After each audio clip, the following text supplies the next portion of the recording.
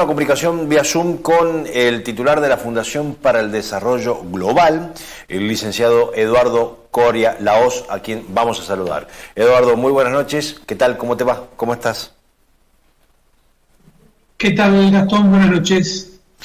Eduardo, consulta. Tu fundación, tu cuerpo técnico realiza hace muchísimos años el relevamiento mes a mes de los precios, entre otros indicadores. Concretamente, ya estamos a 6 de septiembre, 6 días post-agosto. ¿Tienen los principales indicadores semicertezas de cuánto fue la inflación del mes pasado aquí en San Juan? Sí, o sea, estamos terminando con los relevamientos, pero nos va a dar una inflación sensiblemente mayor a la que veníamos trayendo meses anteriores, y el número seguramente va a estar arriba del 12%, con lo cual seguramente va a ser uno de los datos inflacionarios más elevados, casi te diría de los últimos 20 años. 2 dígitos. Me tengo que retrotraer, Eduardo, al 89.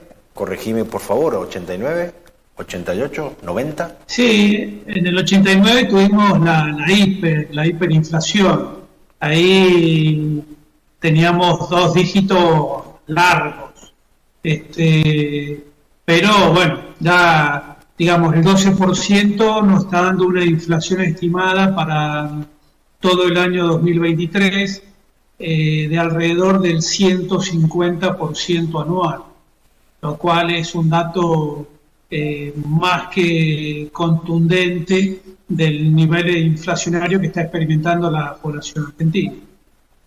¿Cuáles son los principales indicadores a priori, no? Entiendo que están terminando el relevamiento y procesando los datos, pero ¿qué saltó? Digo, ¿influyó en esto la devaluación del 22,5 del 14 del mes pasado?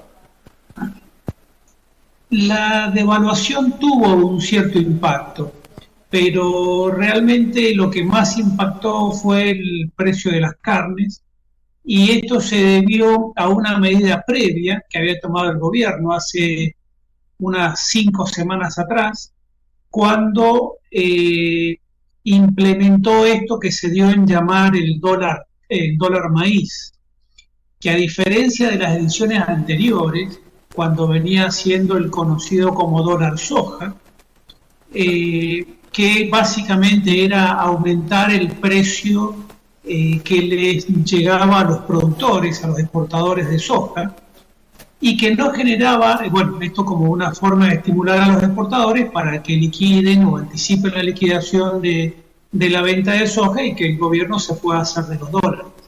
Esa misma estrategia la aplicaron hace unas 5 semanas atrás, pero con el maíz, ya que prácticamente no quedaba soja. Y la diferencia es que el maíz es la base de alimentación de toda la cadena cárnica de la República Argentina. O sea, el maíz es la base para la alimentación de los pollos, de los cerdos y del ganado vacuno que se termina en feedlot.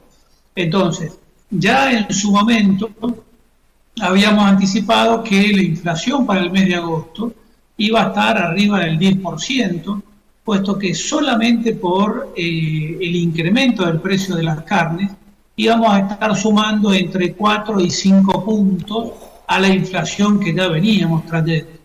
Y veníamos trayendo una inflación de alrededor de entre 6 y 7 puntos. O sea que ya sabíamos que para el mes de agosto íbamos a tener una inflación del orden del 10 al 12%, todo lo cual se aceleró con la devaluación posterior a las PASO, que hizo que buena parte de los precios de la economía se reflacionaran, se ajustaran por inflación, en un fenómeno también bastante, yo te diría, bastante crítico, puesto que en economía hay un fenómeno que se conoce con el nombre de pass-through, o sea, lo que se pasa de una devaluación a la inflación, y ese fenómeno de pass-through normalmente o históricamente en Argentina había sido del 40%. Esto es, vos devaluabas un 10% la moneda y tenías como impacto un incremento en la inflación de 4 puntos. Ahora, esos 4 puntos se trasladaban a lo largo de los próximos 2 o 3 meses.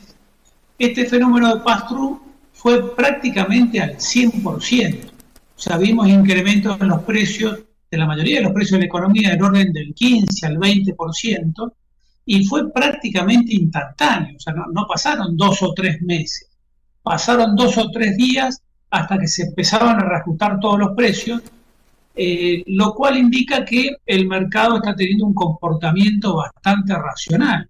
Esto es, reaccionó a una devaluación llevada adelante por parte del gobierno que no estaba presentando un plan económico a cambio.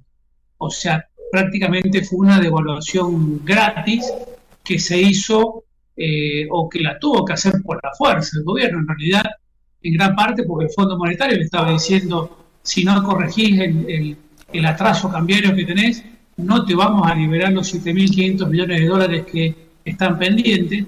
Y el gobierno, bueno, un poco contra las cuerdas tuvo que hacerlo, pero de la peor forma, y eso impactó tan fuerte en la economía, con lo cual la lectura que venimos haciendo de los precios de agosto es que prácticamente han aumentado un 20%, todo lo que es la canasta básica alimentaria, que, bueno, evidentemente eso está impactando muy fuerte en el bolsillo de todos los consumidores. Eduardo, Federico Fajer te saluda. ¿Cómo estás? Buenas noches. En virtud de lo que estabas manifestando recién, quería consultarte si otro factor que está influyendo en el valor de este producto básico, proteico para la población, es el encarecimiento de los fletes, teniendo en cuenta distintos factores. Principalmente aseguran aquellos que trasladan Hacienda que el incremento de los combustibles más el incremento inclusive de la media res ha generado que los fletes escaseen con la carne hacia el interior del país, y cuando traen la hacienda justamente para provincias como San Juan, llega a otro valor ese traslado. Bueno, ¿este es un factor que también llega al precio del consumidor? Sí, por supuesto. De hecho, el precio de la carne en la provincia de San Juan, en el mes de agosto, a nosotros nos dio un incremento de prácticamente el 35%.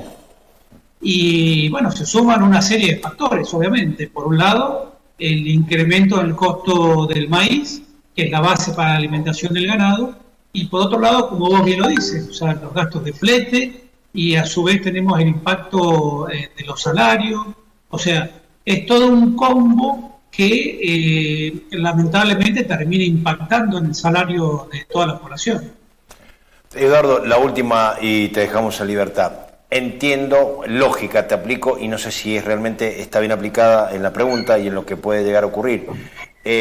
Por vos lo que estás diciendo es que se trasladó, se pass-through casi el 22,5, habrá quedado un remanente de que pase directamente a precios.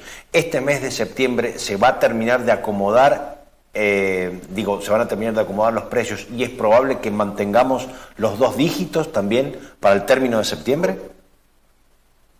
Y mira, para que tengas una idea, en la primera semana de relevamiento del mes de septiembre ya nos ha dado una variación de precios del 5% con respecto a agosto. Y es la primera lectura que hacemos.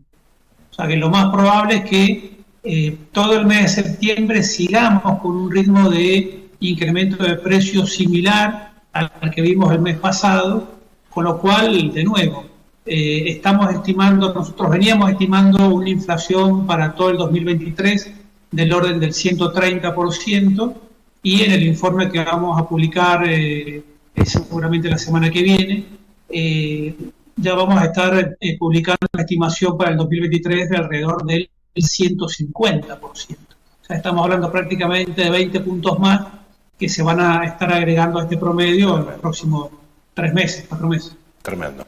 Eduardo, te agradecemos el adelanto exclusivo del informe que todos los meses estás realizando. Que pases muy buenas noches. Gracias.